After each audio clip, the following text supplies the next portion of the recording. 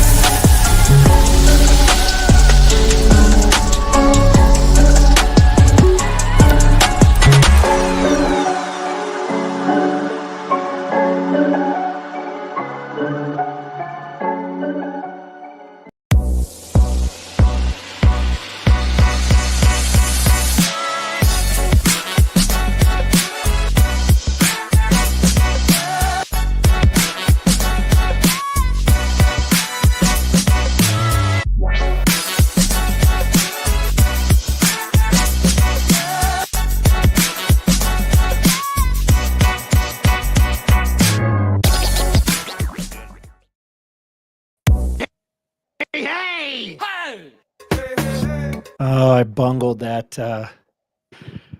Hey, Triple A, how's everybody doing? My name's Ryan Tamori. I know most of you always have to bear with me, and it'll have to be a little bit more tonight. I am incredibly under the weather with a lung virus. So I'm going to be as excited and a good intro host as I can be. A very exciting show for you today.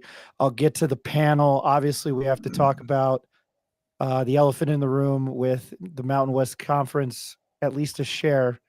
Your regular season champion, the UNM men's basketball team. So congratulations to them. I'm mostly the naysayer. Go back and listen to us before the season start because I thought they were good enough to win the regular season championship. I want to thank our sponsors and our brand new Hydro Bar studio or Hydro Bar live stream. Much appreciated. The Tim Baca Sr. and Tim Baca Jr. Dulce River Bakery and Coffee, affordable solar, Turquoise Desert Tap Room, and affordable service, heating, plumbing, and air conditioning for your HVAC needs in the Albuquerque and Rio Rancho area. Affordable Service has been in business in New Mexico since 1986, and it is still locally owned. During that time, they've served more than 40,000 customers, providing complete residential and light commercial HVAC services, including heating, cooling, electrical, and plumbing. Affordable Service takes pride in its staff commitment to the Albuquerque and Rio Rancho community. I spilt water on my script there, and I haven't fixed it. Yeah, I'm really on one, really with it. I know I've been called an unprepared host. I really don't care tonight. It's worth it. I want to introduce the panel, and we've got two former Lobos on with us. I just thought, with the fact that the word championship is kind of official, who better than people who've played for players who've played in that program? But I'll start with my business partner, Mr. Eric Moulton. Eric, how you doing? Hey, what's up, guys? Ryan, good to see you. George, nice to meet you, and happy to have Phil on. Ed, good to see you too, man. And everything feels right in Lobo land. Another title to celebrate. Looking forward to Friday and welcoming the Lobos home with get there early. Let's welcome into the pit when they roll down that ramp. So ready to jump into it and kind of recap the last game and preview the next one. Yeah, All right, feels good. Yeah, I expect Friday night to be good. Hey, he's a Lobo fan since 1970, and he's the voice of the Western New Mexico Mustangs, and the Lakers sit as the second seed in the West. There's as much NBA knowledge as I can drop on you. Ed, how you doing, Mr. Ed Nunez? Hey, doing well, Ryan. I think Eric's right, and you said it too. Let's give New Mexico their props. Sometimes we come on the show and we break it down, and sometimes we're critical, and I think today is a reason to say, give them their credit. They deserve it. They said that they wanted to win a regular season Mountain West championship. They've got a share of it, have a chance to win it outright on Friday. So, hey, much props to the New Mexico Lobos. All right, I'll go to the phone line, which we don't have a sponsor for, but he played for the Lobos from 2008, 2012, and I think we learned he might be one of the most unselfish players in program history. Mr. Philip McDonald. Phil, how you doing? Man, I'm doing pretty good, man. Thanks for having me. Very excited for the Lobos, man. What a tremendous year. Just commend them all day, every day. Ryan, you're reminding me of Michael Jordan right now during the flu game. So I commend you on this effort that you're doing, man. Keep it up. I appreciate that, Phil. I don't think I've ever told you that I'm a Knicks fan, even though I don't despise the Bulls and what Jordan did. There's still like some years where I know you and I are old enough, at least I remember, and I was in New Jersey at the time. There were, the Knicks flushed a championship away many a time, and I want to talk about John Starks in Game 7. Okay, I'm wasting my energy, but Phil, thank you. Appreciate you joining us on such short notice. And then lastly, Mr. George Scott played for the Lobos from 82, 83, and then 84, 85, I believe. George, I didn't bring that up. I'm sorry. I hope I had that right. I know you averaged 12 points a game and 6 boards, which is impressive. How are you tonight? Doing well. Also really happy about last night's result. And all is happy in Lobo land right now. Appreciate you, George. I will give my opinion first before we get into the questions and let George and Phil sprinkle their God, I'm going back like 7 years, Salt Bay, sprinkle that salt take on the take. I don't know what I'm talking about, but anyway, the medication hasn't made me delirious, but I would like to say that I never said I was a stand-up comedian. I felt last night there was, it was a little weary. Ed, I have to give your son, Nick Nunez, props because I'm going to steal what he said. For as phenomenal as a player Donovan Dent is, I don't know if it's going to be sustainable for them to ride him like they did last night, but it worked. They got a win. Championship teams find a way. I was a little worried about that game last night, given what happened in the pit. And I don't think we even talked about it. They were able to do it against Steve Alford, for those that still, despise that name. I always mention on the show, I love talking to Steve and Coach Alford. Obviously, Phil played for him. But I don't know. I thought it was impressive. And I got to go back to me. I know I already said it, the naysayer. I thought this team could do it. You can go find that YouTube video. I'm pretty impressed. But Ed, I'm looking at you because we've had this conversation on and off the record. They're an NCAA tournament team. I hope they can figure out how to win probably another 3 games to avoid an 8-9 line in the NCAA tournament, because you'll probably end up getting a Big Ten or SEC school or a Big East school. And if you're in the 8-9 game and you survive that, the old Jimmy V, survive and advance, you're looking at a 1 seed. I would hope that if they're able to win, and maybe they do win a conference tournament and they have an outright regular season championship, I would say they're better than an 8-9 seed. Now, obviously that's up to the committee.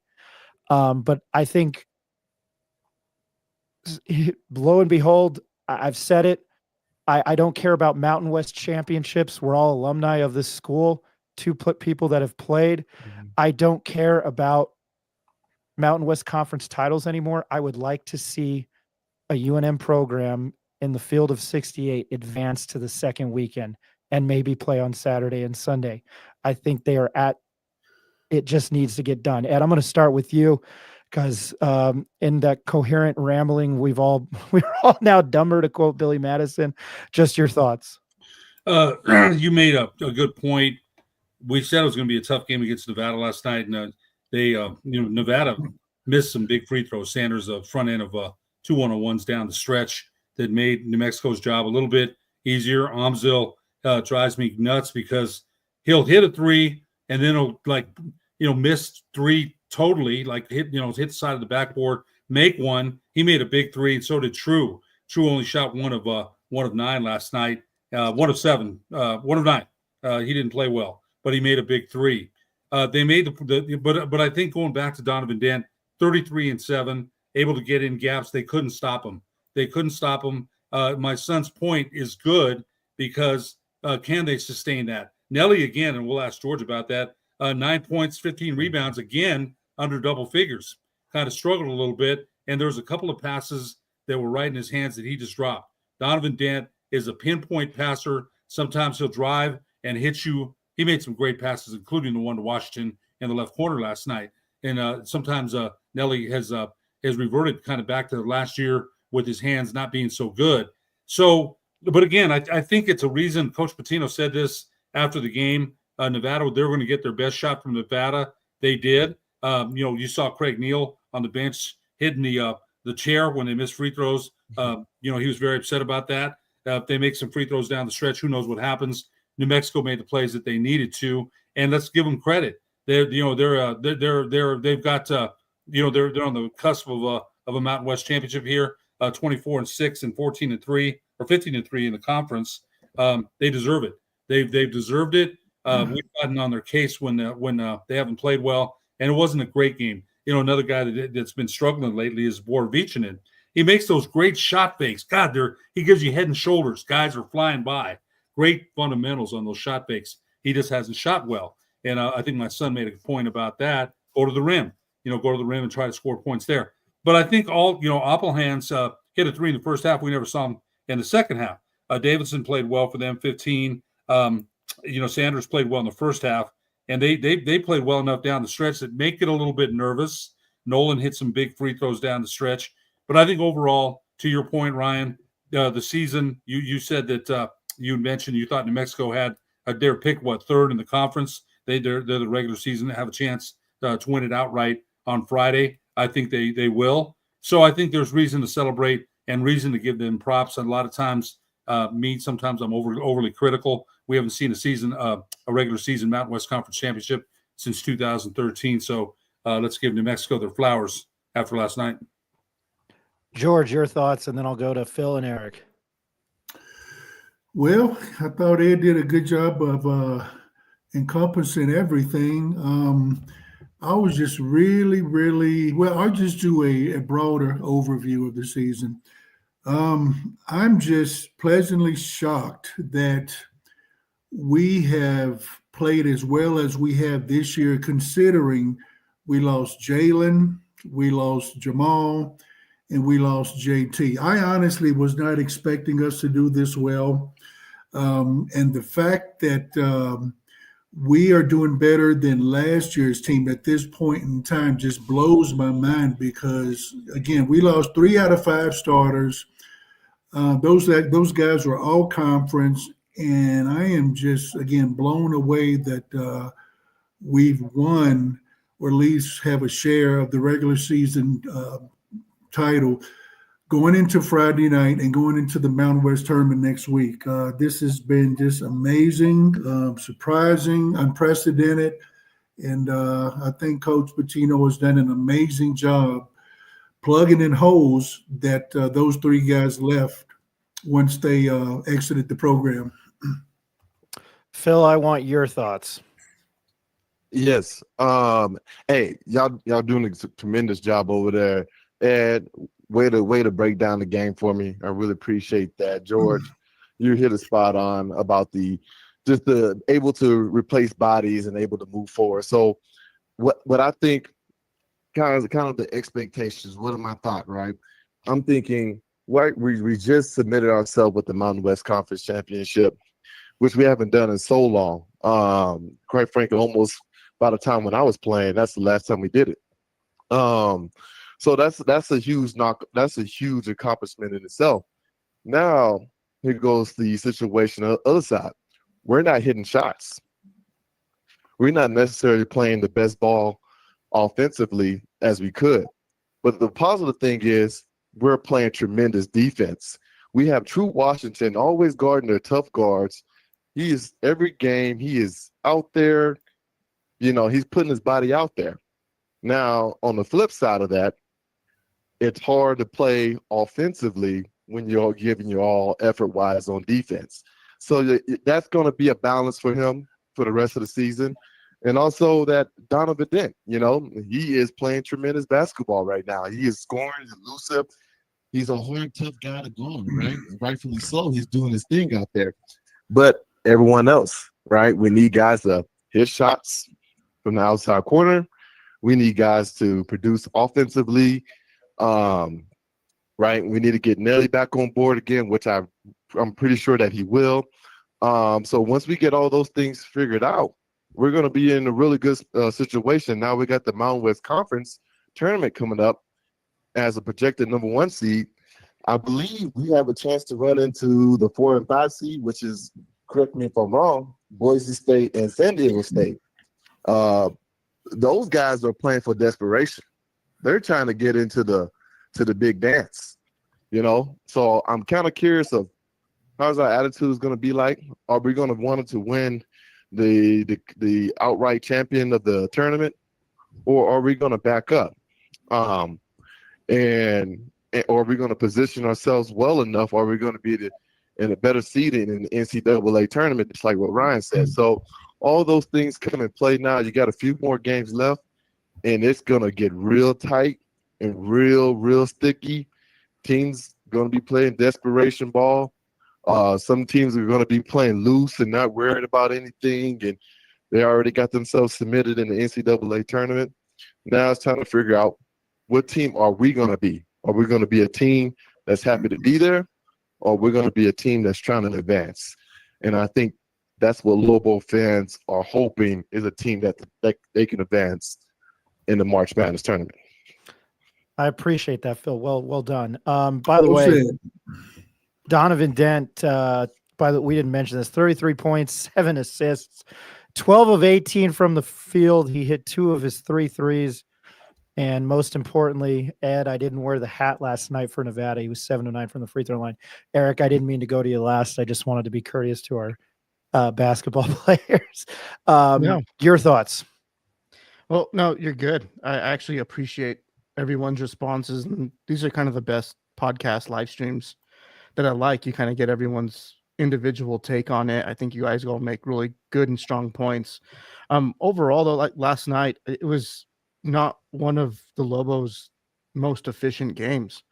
Phil hit the nail on the head. They didn't make shots outside of Donovan Dent. And then Ed and Nick were talking about it, and you mentioned it earlier, Ryan. Like, you can't expect Donovan Dent to carry the torch like that every single night. Like, it's just not going to happen.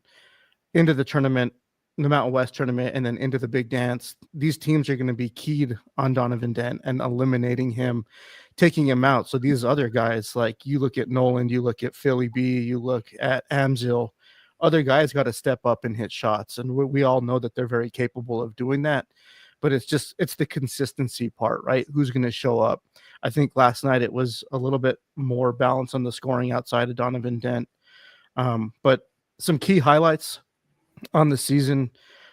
Super pumped that they were able to 16-3. Like, I think earlier on, I think people were talking about just get to 15-5 and you're going to have a pretty good shot at winning the conference. And they did 2 games better than that. But I want to credit Van Tate with KRQE. He was on the news earlier tonight. He kind of had some key highlights of just about the season. UNM won its 5th Mountain West regular season title outright, or almost outright. 16 conference win is a season set a school record. UNM tied a school record for conference road wins in the season at 7. Mm-hmm. And then Nelly Jr. Joseph, 7th game this season with 15 rebounds. And then Dent became the 17th Lobo to score 600 points in a season. So just talk about how special this season is. I'm not looking too far ahead into next year, but I know, George, you had kind of did a letter to the editor with the Albuquerque Journal a few years ago about the transfer portal and NIL and how that's kind of influencing today's game, right? You're not a big fan of it, but we can't get away from it. It's just what's going to happen. So Lobo fans, appreciate everything that's happening this season. Hope everyone can get to the game Friday, witness a good season, and hopefully the Lobos can make a run in the big dance.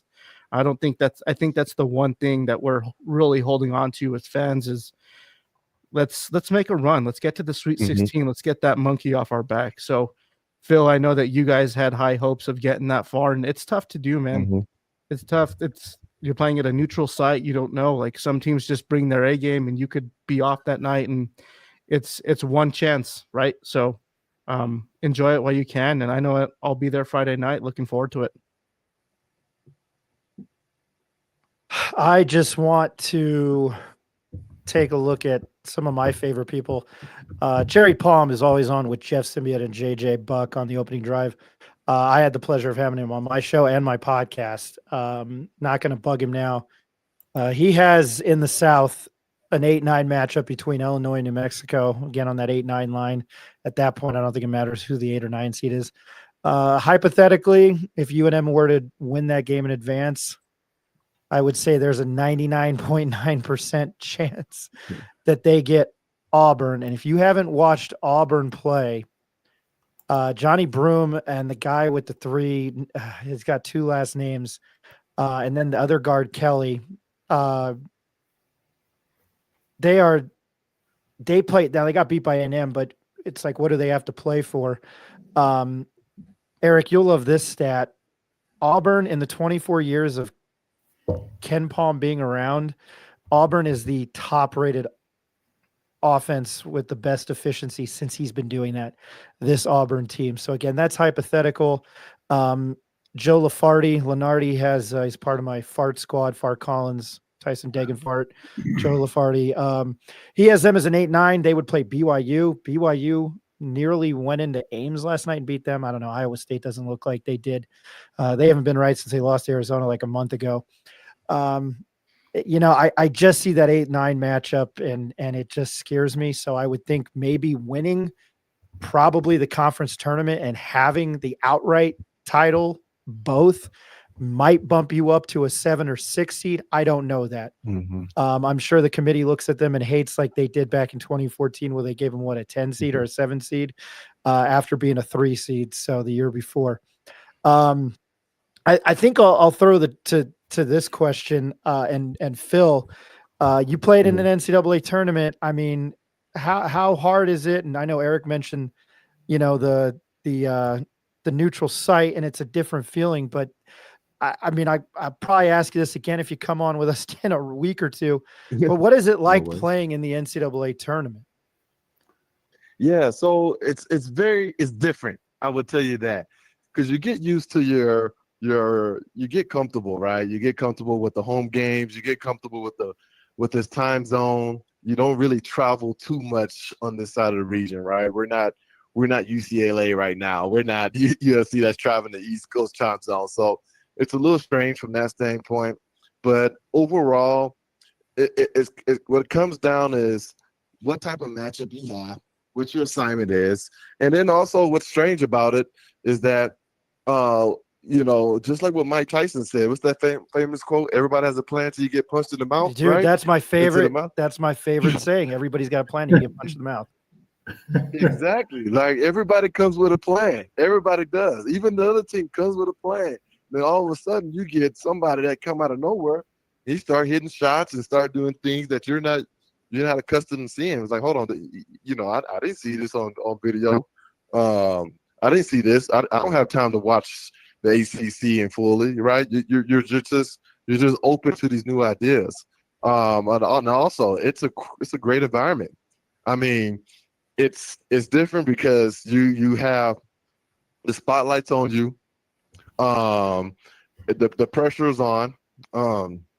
Fans, everybody, even your family members, they're expecting you to advance, right? You're thinking about, okay, we went here, we'll go here. You know what? Catch me at the Sweet 16, right? You're thinking that, and that's your goal. Is like you want to reach to the highest pinnacle that you can, but and in actuality, it's always strange. You got to be ready for everything and anything, and you cannot get lax. You got to be on your game. You got to be ready to go. And you got to be ready to go at all standpoints because you just never know who's going to go off. And how well you prepared for that game is going to be the key, but you got to be willing to adjust your game plan on the fly. Coaches know that. Players do know that. But when the spotlight's on, It's like anything else. Everything gets a little tighter. Everything gets really interesting, and then you see some players that really prevail, like Steph Curry that one year, Kemba Walker. You'll see those players prevail, and you know what type of player they are. I appreciate that. I lost what I was going to say. Anyway, I'm going to throw it to the other couple guys on here. I didn't mean to jump ahead like that.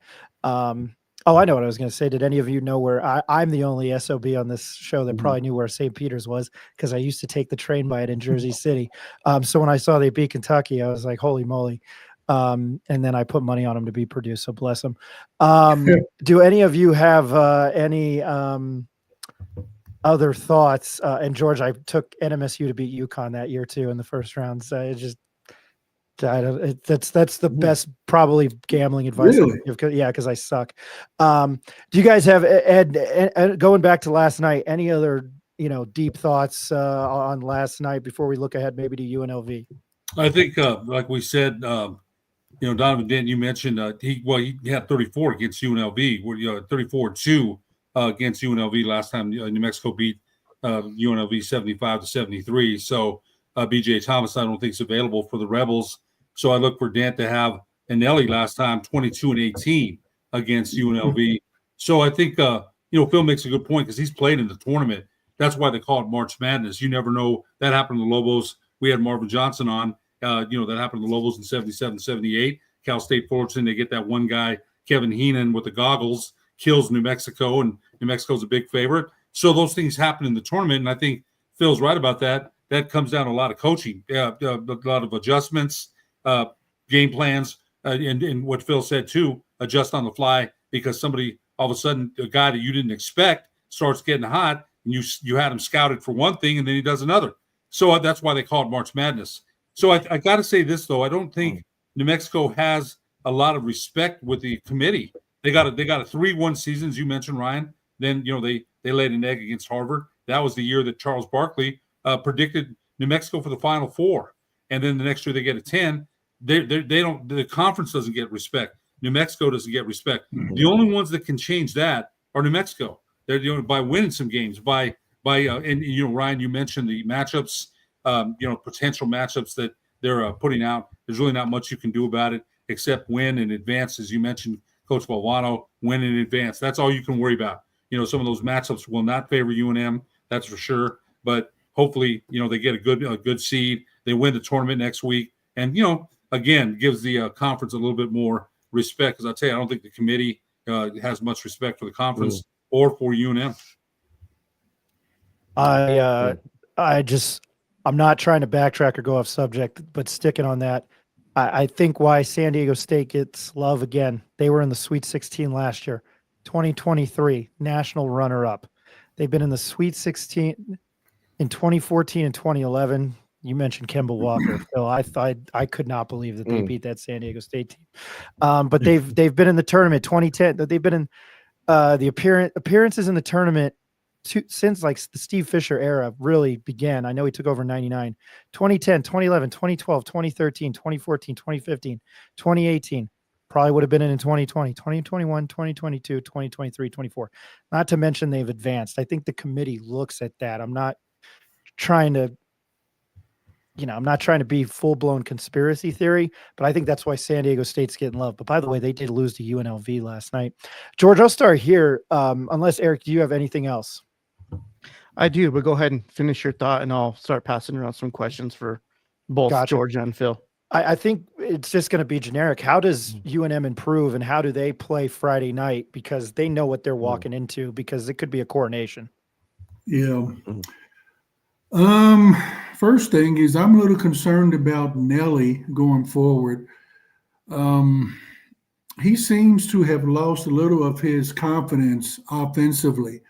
Now, he's rebounding great, but I just think we're going to need to get more out of him in the post. I don't know if he's not working hard to get the ball, if he's lost confidence, or maybe because guys are double and triple teaming him, but we're going to need him to put up numbers offensively in addition to him grabbing his customary 12, 13, 15 rebounds.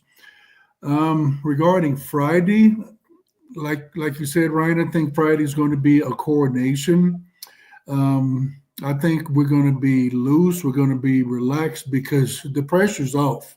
So at this point, we are playing with house money, using a Las Vegas term. We're totally playing with house money, home game, home crowd. It's going to be a coordination. It's going to be a pit party. It should be a lot of fun. I'm really, really looking forward to it. Eric, it's all you. Yeah, no, that was kind of my question, but I'll take it a step further with how does this team get better? I'll hand this question over to Phil, but with the focus being so high on Donovan Dent, on taking Nelly's game away, I think it's pretty apparent now that Dent's seeing a lot of double teams. Nelly's definitely seeing double teams. A lot of guys are fronting him. They always have some weak side help kind of covering the backside, so it's really hard to float those entry passes over. Who on this Lobos roster, and I'm talking about some X factor guys, perimeter shooters, would you look to and really kind of present more opportunities to on the outside? Because I think once you start hitting some outside shots, it's going to open up the zone, open up the paint a little bit, right? Because then these guys got to start respecting the perimeter. And we saw a little bit of that last night when the Lobos, I think they hit 6 or 7 threes in the first half and then only hit 1 or 2 in the second half. But if this team were to find a way to start shooting more efficiently from the outside, I think it just opens everything else at. Who would you look to on this year's roster to kind of maybe get more looks from the outside and open it up for them? That's a great question, but what's really going on is that you have 2 players. You have Donovan Dent and Nelly Jr. Joseph that's been balling all season long. What's the game plan? Let's go ahead and double team Nelly Jr. Joseph. Let's make him work. Let's try to beat him up inside, right? And that takes a toll on your body towards the end of the season. When you're getting faced double teams all day long, and teams are literally leaving shooters, they're leaving guys and just trapping. That's a sign of we want someone else to beat you. And that's what teams have been better to figure out, is that they're trying to force our hand and say, hey, Nelly, you ain't going to beat us. All right, Donovan Dent, you're playing well, but we're going to start trapping you as well. Who's going to step up on the outside shooting game, right? Who's going to really step up offensively? True has some good games here and there, especially offensively when he gets going. Oh my goodness, what's our record? We're pretty much undefeated when he goes off. So I think he's another guy that you can absolutely mention in that conversation. I also like CJ Nolan coming off the bench. I think CJ Nolan got a nice little arc on his shot. He's one of the pure shooter on the team. But if you get him going, oh my goodness, we just have a nice little tandem of guards who can guard and knock down some shots. So the answer to your question really is the team. It's no one else. When I played, when we played, we were a great team shooting. We were a great team that could knock down some shots. It wasn't just me, right? If I had an off game, guess who came in? It was a Roman Martinez, it was Chad Topper. Like, it was a bunch of guys that came in. Even Tony Snell would come in and knock down some shots. Kendall Williams would come down and knock down some shots. We shot so well as a team that we were a threat on the three-point line. And that's what the Lobos are experiencing right now, is that they're saying, you got to beat us outside. So therefore, we're going to trap inside. And then that's why Nelly is not having he's having the off offensive game as of late because of that. So just knock down some shots. It's that simple, in my opinion. Another thing I'll pass. Oh, go ahead, Eric. Sorry. Yeah, I was going to hand this one over to George. Now, with what Phil was saying, right? These guys got to start knocking down some shots to open it up. They're taking away one part of the game, they're leaving others open. But this Lobo team just hasn't been efficient from the outside. They don't shoot a ton of threes. I think what we saw last night was kind of uncharacteristic. They shot 27 threes. They were 9 for 27. If that's not there and shots are not falling, what do you pivot to? What are you looking for at that point? I mean, you got Philly B, who's 6'9", Amzil, who's 6'9", True, who seems to be one of the better slashers on the team. He can finish around the rim, and then Jovan, who's also got a nice touch. What do you look to next if shots don't start falling? Well, if shots don't start falling, guys need to put their head down and go to the basket. Philip mentioned CJ. I also like CJ. I mentioned on you guys' show last week or maybe the week before that CJ is a former football player. I love that about him because football players are tough. You guys remember Darius Gary. Darius was a tough, hard-nosed kid. CJ is a tough, hard-nosed kid. So as any ball player knows, if your shot isn't falling from the outside, you got to take it to the basket, draw some contact, and get to the free throw line. But I think that we just got to keep on firing, keep on shooting. Don't let the moment get too big. Sometimes guys overthink the moment and they psych themselves out, playing in Vegas or playing in the NCAA tournament on national television. And I know a lot of this is easier said than done, but guys just have to, as Philip said, make some shots and just figure it out. Make shots from the outside. If they're not falling, put your head down like Emmitt Smith and rush to the basket. Try to draw some contact. Ed, the floor is yours. Yeah, it gets to the free throw line. George is right. I think, though, if you remember in a couple of games when Dant wasn't, he'd been distributing. Milicevic would hit some shots. Philly B hit some shots. True hit some shots. They were really doing that, spreading the floor and spreading the wealth. And Donovan Dant, he's a willing passer. He'll find you when you're wide open, hit you right in your shooting pocket. So I thought a couple of those games that they did do that. San Diego State packed it in on Nelly. They triple teamed him. They played him with the front without Magoon Quath. Remember that. Farrell Compton fronted him. They played him very well. So I think going forward, I think George is right. There is a little bit of concern about Nelly the last couple of games. Has he lost confidence? Is there different ways that they can get him the ball? But the bottom line is this: to open up the inside for Nelly, you have to be able to hit shots outside, and they were doing that. Milicevic only got one shot last night. 1 of 1, he hit 3. He hit a 3-pointer. He didn't get a lot of shots last night, as we mentioned. Borovicinen, those are wide open shots. You got to knock those down. Again, the shot fake is good. He's losing his guy. Guys flying by. He's squaring up to the basket. They're just not going in. I think Phil's right, too, about Nolan. Nolan's streaky. There's times I see a shot, I'm like, man, he's in rhythm. He's following through. It looks good. Maybe he's up for a 15 to 20-point night. But that's the thing right there. There's got to be those other guys. And there was earlier, just a couple of games ago where Milicevic, Donovan Dent, instead of going for the game winner, pass it off to Milicevic, he hit the game winner. So he has confidence in those guys. Those guys just have to, as everyone said here, just repeating that, they just have to make shots, and they're capable of doing it. We've seen them doing it. But we've seen them do it throughout the season. So, yeah, they just needed to keep making those shots. I apologize for those that are watching. I did one of the most nerdy things ever and was prescribed a healer, and it's been helping with my cough, so I had to hit it there. Phil and George, you both stole my thunder because I was going to ask Phil, man. Darius, I think when you mentioned CJ Nolan, I love that fact that he did play football. And I had a conversation once when I was at the paper. I think we might have asked him when we had him on the show a year ago. We asked him about playing running back, and man, Darius is such a big boy. I would have not wanted to have been like a linebacker or a guy in the secondary trying to tackle him. And CJ looks the same way. Like, what did he play? CJ play in high school? I'm gonna guess running back. Yes, he was a running back. I wouldn't want to tackle his ass either. Like that just, and he's then they're. I mean, I know Darius is from Indiana, but CJ's a Texas boy, so that would scare the hell out of me. But George, I'm glad you brought that up because I was going to mention that and throw that Phil's way because Phil, I'm sure you guarded Darius in practice. Oh, exactly. Darius is all-time physical. Like, he's very physical, but little that you guys might know, I play football as well. I'm sorry, dude. I Back didn't in know high that. school. Yep. I didn't know So that I don't either. really spread it Really? out. I was a quarterback, so I wasn't no running back. I wasn't running between the tackles. I had a nice little arm. I had a nice little touch Okay. in it. All right. So I did not know that.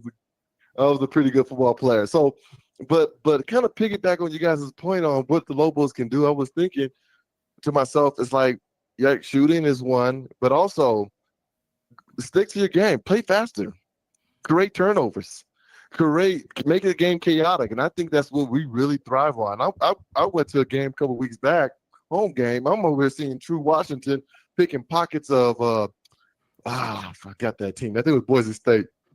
Whoever was at home, he had like 2 or 3 steals back to back in a row, and then Donovan Dick had a steal. So I'm like, we're a team that thrives off of chaotic, fast pace. We love it. Yes. Even Nelly can run the floor better than Yes. anybody. I mean, that guy can move and got great footwork. Like, I swear he was born to be a soccer player at one Yes. point. Yep. But I think that's the key. But you're right about CJ Nolan. Like, right, be physical, drive to the basket, do your thing.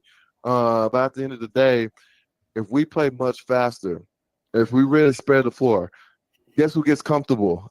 True gets really comfortable in the fast break. Donovan Dent, he eats that up all day, every day. Probably one of the best finishers in college basketball right now. Already mentioned Nelly. All those players are built and designed to play fast at this point. And it's going to get interesting. Teams know that. We're one of the highest ranked teams in the fast break point category. But what are we going to do when we start getting into these games where the game actually gets slower? That's the thing. NCAA time, the Mountain West Conference tournament, it gets a lot slower. It slows down. Every possession we start valuing each possession like it's the last possession. That turnover comes detrimental because that can cost you the game, and boom, you're sent home, right? What are you going to do for that standpoint? And I think the Lobos overall has to keep forcing it, push the envelope, making them play ugly, mimic the 2024 Mountain West Championship that we did in Las Vegas, where literally Jalen House went nuts, and we just caught fire. Those are the things that we have to do, and we have to sustain it for over the period of time for them to be successful this season, I believe. Phil, what was your I'm going to spoil that great analysis. What was your TD interception ratio? Oh, man. Okay, so I got to admit to you guys, I wanted to be like Michael Vick so bad, but I didn't really have the speed.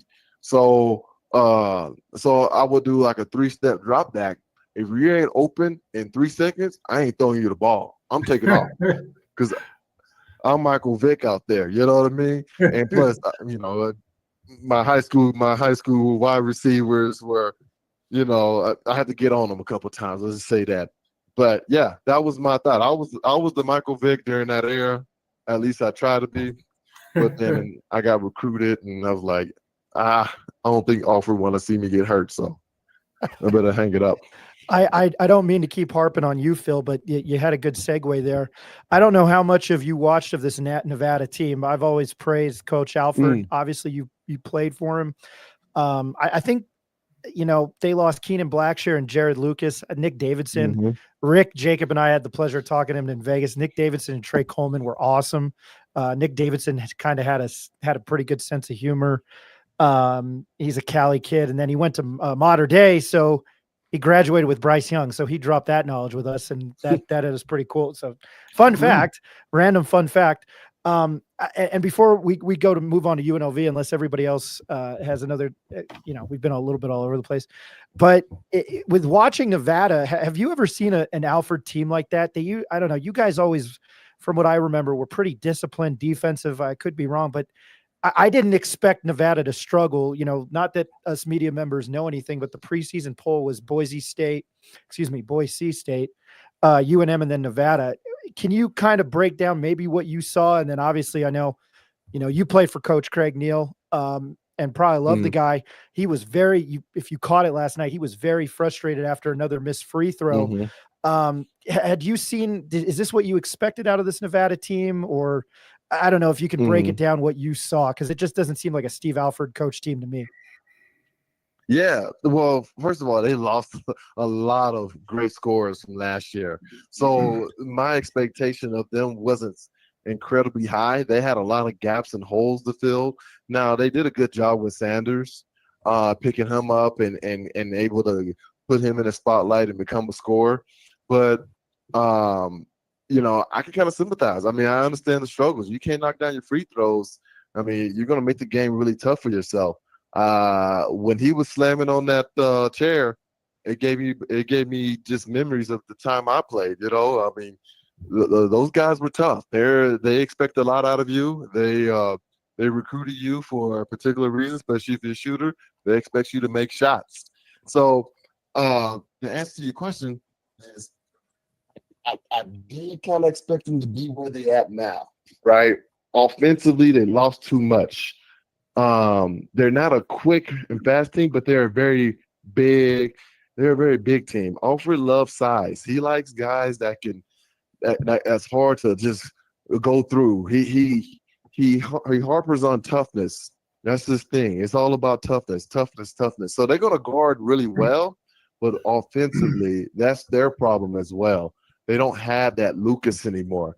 They don't have what was his name? Keenan Blackshear. Sorry, I'm drawing the blank. No, it's all good. Keenan Blackshear. Blackshear. Yep, he likes those tall point guards like Darrington Hobson when I played. He likes those big physical guys. That's his thing.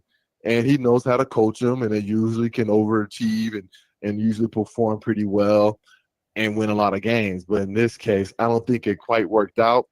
Especially in this new era of 2025 basketball with the NIL and the transfer portal and everything. I mean, you don't really have time to develop players like you used to.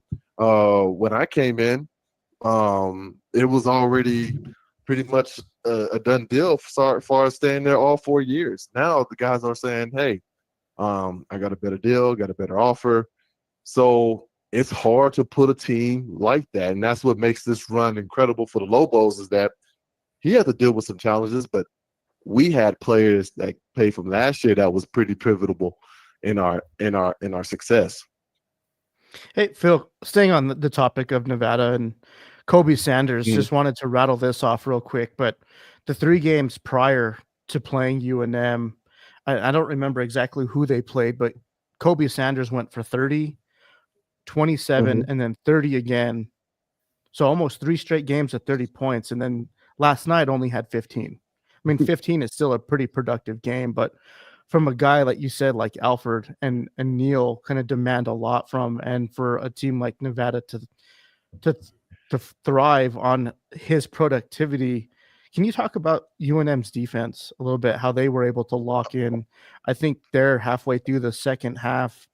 They held Nevada to like a 4 or 5, even 6-minute scoring drought where they just locked them up. And it was just, and it did slow down. I think you're right. The game did slow down, but UNM's defense tightened up. What did you see on the defensive side? Man, great point. I mean, everybody on this call, George, and I mean, everybody on this call knows that UNM, our bread and butter is defense. I think it all starts with True Washington. That's point blank. I'm watching this guy. He's everywhere. He's down there getting himself in foul trouble every 2 seconds because he's so aggressive on defense. His attention and willingness to play defense is special. And there's not too many players in the country that's willing to say, hey, I'm going to go back here and play some defense and lock this dude up. A lot of players are saying, hey, why you ain't feeding me the ball? Why I'm not shooting the ball? How come I'm not? No, I'm mad, right? At the end of the day, that's not true Washington's thought process. His thought process is, I want to lock you up. When you have guys like that, it's infectious. It changes your whole entire team. It changes your whole entire mindset on defense. You got to have those guys. That's what makes True so special. Even though he may not be producing on the offensive end, it's because why? He's putting a lot of his effort on the defense end. He's getting a lot of steals. He's everywhere. and he's willing to do the dirty work. And 2025 basketball, you rarely see that. I don't even see it coaching the kids that I coach now. I mean, to have a guy that willing to have that type of mindset it's great. It's tremendous. It's a selfish. We're living in a selfish basketball mentality, where everybody wants to say me, me, me, me, me. You feed me the ball, I need to average 30 points. I need to average 25 points. And then a lot of times those guys don't end up with good schools. You know, they don't get up. They sometimes don't end up with any offers because it's not about that. It's about how you can play within the team, structure-wise, defensive-wise, and that's what we have within True. That's why I always command him of his effort. So it starts with True. If True brings it on defense, he's shutting down anybody and everyone, especially in the Mountain West Conference, and that's why you saw Sanders struggle last night. Oh, awesome answer. Hey, George, I'm going to hand over the same question to you, but really kind of focusing on Nelly's game, right? I think where he contributed the most last night was on the rebounds, 15 total, but 14 of them came on the defensive side. And we've seen him really kind of elevate his level of defense this season with him being able to extend out towards the three-point line, jump a lot of those ball screens, trap when he needed to. I mean, what kind of, I asked this to Patino, I would say earlier on in the season, and I'll ask it to you, but what does having a player like that, a big, who's athletic enough, who's versatile enough to move basically baseline to baseline and defend and rebound, protect the rim, does that do for an already really good defense? Oh, that is huge. It's always great to have that big monster, that rim protector. As Philip mentioned, he's got very quick hands. He's got very quick feet. He surprisingly gets a lot of steals considering how big he is. Normally, you don't see 6'10" guys getting steals.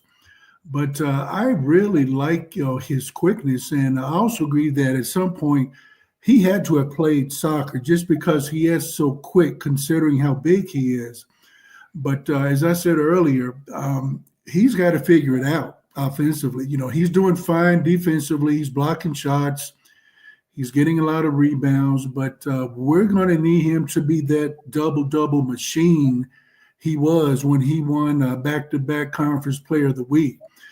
So I don't know if he's hit the wall or if teams have a lot of tape on him and they're figuring him out, or him being double and triple teamed is kind of catching up to him. But he's just got to figure it out.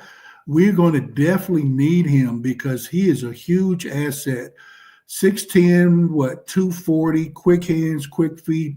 We're going to need him to put up 15, 20 points for us to have a realistic chance in Las Vegas and also going forward to the NCAA tournament.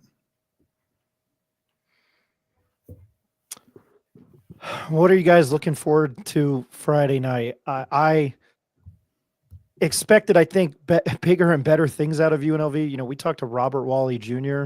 and Dean Thomas Jr. in Vegas. I'm going to be quite honest with you here. I don't know what happened to Rob Wally, Whaley. I compared him to Sean Kemp last year. He hasn't played much, but I know Dean Thomas is still hurt. I was looking at Las Vegas Review Journal.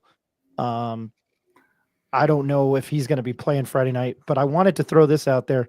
Since losing to Boise State on February 4th, the Runnin' Rebels have won 6 of 7. Their only loss was against Colorado State. Mm-hmm. They swept San Diego State. They pretty convincingly last night on senior night at Thomas and Mack. I'm sure they're not going to back down, and I would imagine Kevin Kruger is probably coaching for his job. And I'm sure, I'm not trying to be cliche. If they can, stop an outright title from an old conference rival, they would. Ed, I'll start with you here. What are you looking forward to Friday night?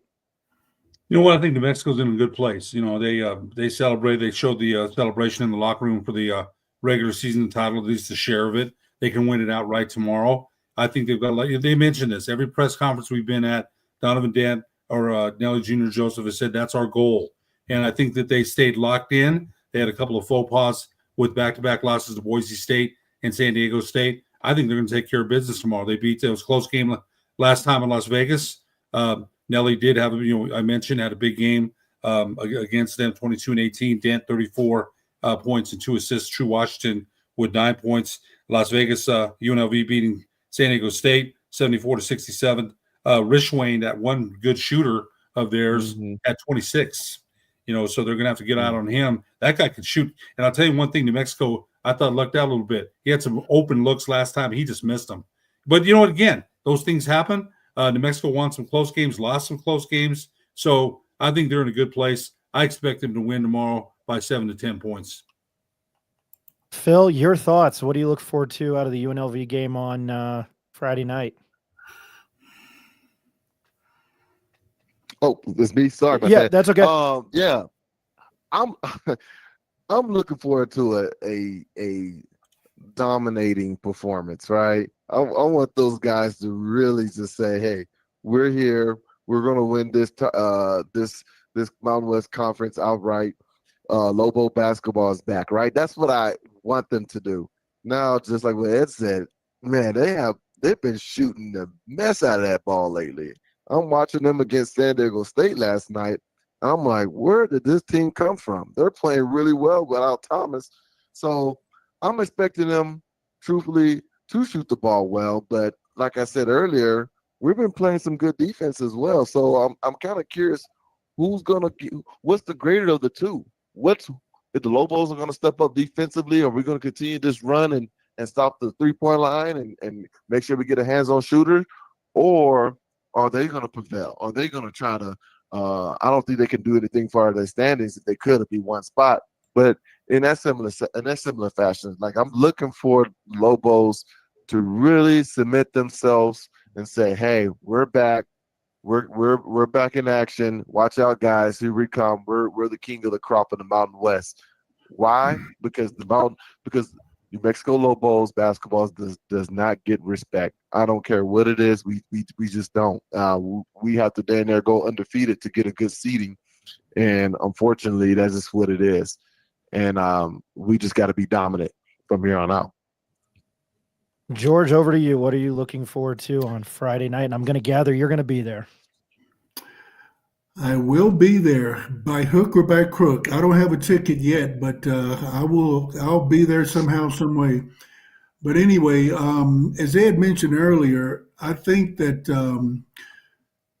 the crowd's going to give us our flowers, or give the team their flowers on Friday. We're going to squeeze 15,000 people in there, and it's going to be a lot of fun, especially if, as Philip mentioned, True picks off a couple of 3 passes early, run down, throw down a couple of dunks, so we get our crowd into it, get that building rocking.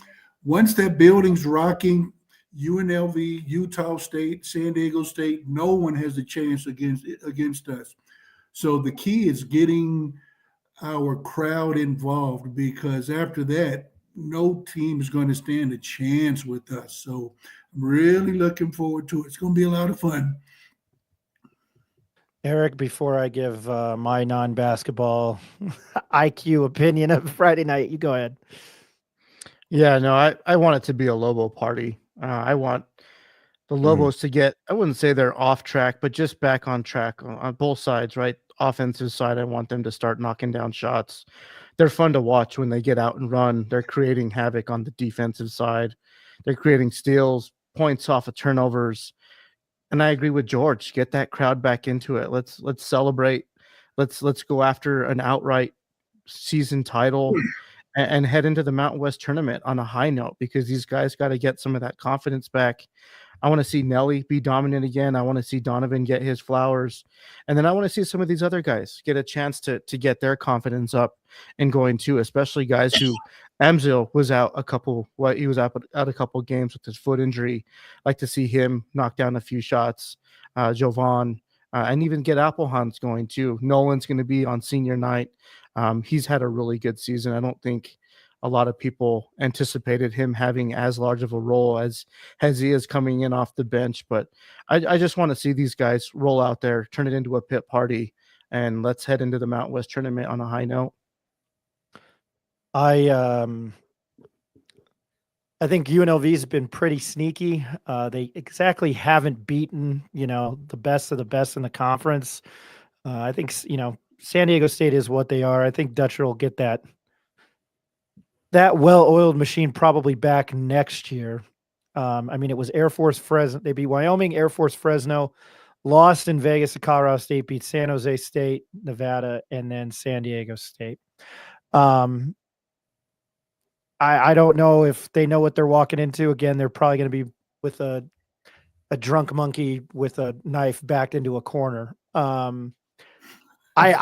This would be, I think, a notch below Harvard or Cal State Fullerton if they lose this game, given that it's at the Pit. I thought the 2-game stretch at Boise, at San Diego State, and you're probably tired this late in the season, although probably a lot of other teams are tired late in the season. I think I just don't know how they lose, and it's the metaphoric hurricane. Maybe if you want to go coach elsewhere, you want to go play elsewhere, or maybe you want to make more money here. Winning cures all. So that's how I see it. I just don't know how they lose. I'm interested to see the line. I'm probably going to gather it's going to be probably 7-8 points in that wheelhouse. Have to ask Neff what he thinks. Does anybody have any final thoughts going into Friday night? I'll stop everybody there. I just wanted to give a shout out, and I always butcher her name because I'm a Polak honky. Vianney Cumber, correct? Did I say it right there? UNM women's basketball team won last night. They beat Air Force kind of in a close game. She now has the program record with 240 career 3-pointers made. I wanted to throw kudos to her. We've had the pleasure of talking to her the last couple of years at Mountain West Media Days. Just because time constraints, we're all fathers here with other jobs. Women's basketball and sometimes isn't necessarily a priority. And Mike Bradbury's done a pretty good job. I just wanted to throw out, kudos to her for that. And again, she's a local kid, Sandia. Ed, I might ask you about her in this instance. I don't know. She's probably maybe one of the, not just on the women's side, but maybe in both men and women's basketball, one of the best shooters that arena has ever seen. I don't know what your thoughts on that. No, she's had a really good season for Coach Bradbury, and I think they really needed her to have that kind of year because they lost a lot of players, and so she really had a good career at Sandia, and not only can she shoot the three, she's a good free throw shooter, and and the distances she shoots from some deep shots and opens up the floor for the other Lobos.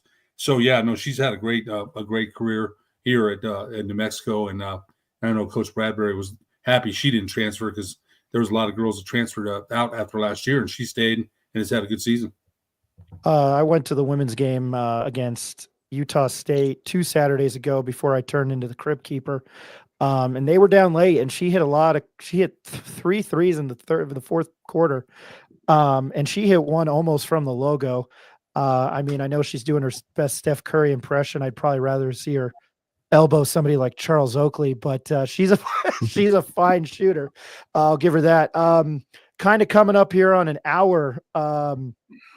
Just going to go through the comments very quickly, and then I'll get your guys' final thoughts. John Romero, no audio or volume yet on YouTube. I'm sure that was pretty. I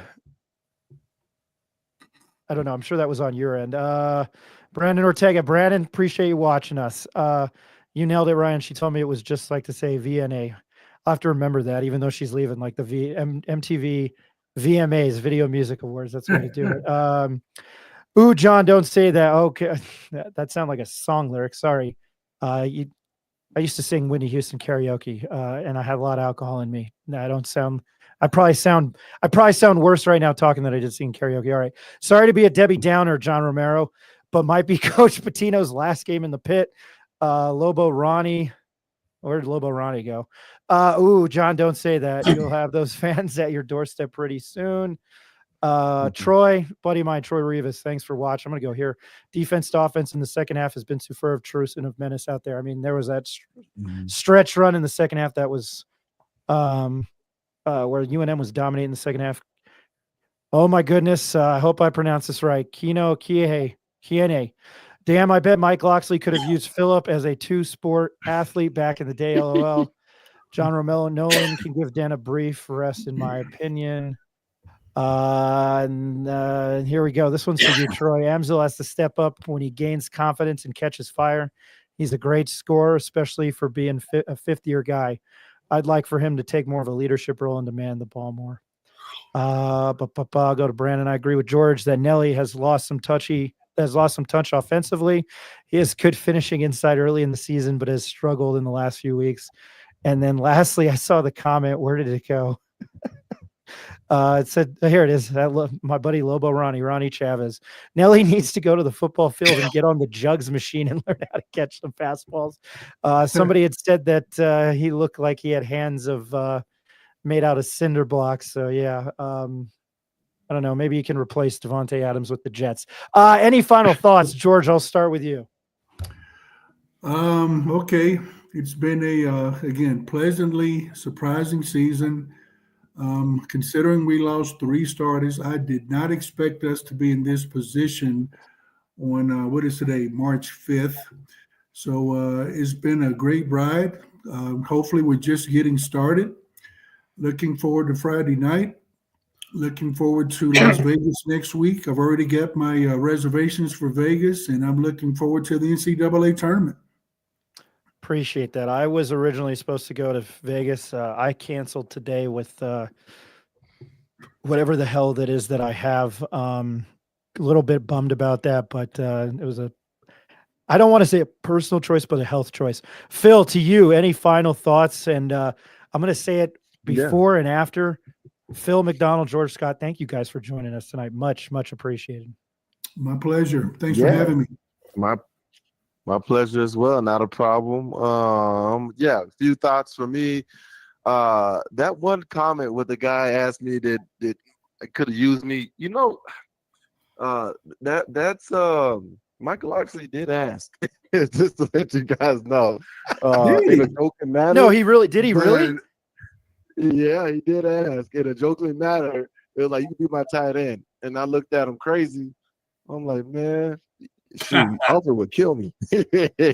So that could have happened. But anyways, man, great show. The Lobos, man, congrats to the Lobos. They deserve this Mountain West championship. They deserve everything. They really surprised a lot of people, especially in their standings. And kudos to everyone. Kudos to the coaching job. Kudos to the players. Overall, they're doing a fantastic job. Yes, they do have some challenges and hurdles. Every team does, so that's not unique to them. But I'm excited about what they're going to do from here on out. I'm excited about Patino. I'm excited about for the rest of the season and their journey, and hopefully we can pull something out and do something really special that we haven't done before. And that's going to take the whole team. It's going to take some special moments and special players. It's time for us to, as Lobo fans, to root, be excited about basketball in this state. It's time for us to make some noise and start getting some type of respect here in this side of the country, because we have the program, we have the funding, we have everything we need here to be successful. Now let's get the respect. Appreciate that, Phil. Do you remember David Roddy, right? Played for CSU. Mm-hmm. CSU. After they beat UNM in the pit, Coach Danny Gonzalez was at the top of the ramp, and he went to shake like the Colorado. Danny was a cool guy. He was a nice guy. He went to shake the Colorado State players' hands, and I think Nico Medved, the head coach, and he talked to David Roddy, because David Roddy, I guess, played quarterback. And I remember seeing it. I was walking up to the press conference, and Gonzalez was like, man, he introduced me. He said, I'm the head football coach here, man. He was like, I could use some more guys like you. And David Roddy had had an insane dunk in that game. I remember. I was before we started this, I was affiliated with KNML, so that was pretty cool. Eric, any final thoughts, and then I'll give it to Ed. Yeah, no, it's been fun. It's been fun watching them and following them this season. Happy for the guys. I know that they all celebrated, but I also think that they kind of flushed that out of their system, because I know what they're thinking, and what they're thinking is that the job's not finished. There's still a lot to play for. There's still a lot to prepare for, but looking forward to Friday night. I think it's going to be a fun time in the pit, and then looking forward to the Mountain West tournament. So whoever's heading out to Vegas, safe travels. We're trying to keep this content going. And again, thanks to George and Phil for joining us. We appreciate you guys, appreciate your takes, and we're not done either. So I think we're going to probably try to bug you guys down the road and maybe catch up while you guys are either in Vegas or get some feedback right before you guys head out there. So thanks to everyone who's been watching, and thanks to our sponsors. Ed, I will throw it over to you. Any final thoughts? And George, I know I put you on the spot, just throwing it to you there first on that. I apologize. Ed. No, Phil and George agree. George has been a friend of mine for a long, long time, and Phil brought a lot of great insight. Being a coach, playing with Coach Alford, I think Eric's right. We've enjoyed enjoyed covering them, talking about them. They've got a chance. They've got to share the title. I expect them to take care of business tomorrow. And like I said, Pitt fans, Coach Patino said that they expect 15,000 strong tomorrow. They'll be there supporting New Mexico. But I just got to say, Ryan, you're my guy, man. They lose tomorrow. You can't compare that to Cal State Fullerton. You can't even, it's not even in the vicinity. You mentioned Cal State Fullerton, that still stabs me in the back, in the heart. We had Marvin Johnson on. That thing still kills me, man. Would it be not a good loss? But in the realm of Cal State Fullerton, no. So that's and I say that because that loss still is the worst loss as a Lobo fan that I ever experienced. But I don't want to go off on a negative note. New Mexico is playing well. I expect them to, like I said, 7 to 10 points. They'll win tomorrow, and they'll get their regular season title outright. Ed, I don't mean to correct you. Today's Wednesday. They play Friday night, because with me being sick, I don't know what expletive day it is. So I just had to make sure I knew what day it is, because I wanted to throw out tomorrow's episode. Ed and Nick will have an episode of Road to the Pit, and I'll throw it back over to you with who you're having on. Tomorrow night at 8 o'clock, Coach Jason Eck's son, linebacker Jackson Eck, is going to join me for the first 30 minutes. He was Big Sky Defensive Player of the Year. I love college basketball. I think everybody knows here. By the way, I was probably like $130, 35 in high school. When I went to the doctor yesterday, I got on the scale. My fat expletive behind was 209 pounds. So there you go. When I say I've gotten big and fat. Ed, what a great transition. Ed, who do you guys have on tomorrow? State tournament time. The first round of the state tournament games are this week, and we're going to be having Melrose 2A coach Drew Hatley. His team is ranked second in the state. And so, they're looking – Drew Hatley's also the Melrose football coach out there, the Melrose Buffaloes. So looking forward to having him on tomorrow night at 8:30, along with my son, another episode of Road to the Pit. I am looking forward to that. That's a great love for the smaller high schools. I love that. Again, Jackson Eck tomorrow night, and I'm sorry, his name again, Hatley. Drew Hatley. Drew Hatley. Perfect. So that'll be tomorrow night at 8 o'clock. And then obviously Friday night, I don't know. We'll probably do a show Sunday night. I think that would probably be the best bet to recap everything. Maybe we can get a player on. I've asked Steve Kirkland almost every day for like 2 months. We just do this show at an odd time. So I did, and I didn't tell Ed or Nick or Eric this. And hopefully Jacob Neff will join us. Plan to do a show after Selection Sunday that evening, and I've already put in for a player. So at that point, we would know where they're going because they're in the tournament. We're hitting that mark tonight. I don't want to ramble because I don't have the energy. Eric, thank you, man. Ed, I appreciate you. And a special thanks once again to George Scott and Phil McDonald, former UNM men's basketball players or UNM basketball alumni. Thank you guys so much for joining us. You're very welcome. Appreciate it. All right. My name's Ryan Tamori. Hopefully I don't sound like I'm dying the next time I hop on tomorrow night. I don't know. I can't control that. Appreciate everybody watching. Again, tomorrow night, 8:00, and then maybe Sunday night post UNLV. Thank you for everybody that was commenting, watching the show on YouTube and X. And as I always say, even though I'm much more of a respected or, responsible adult now, don't do anything that I would do. Everybody have a great Wednesday night. You too. Take Bye. care. Thanks.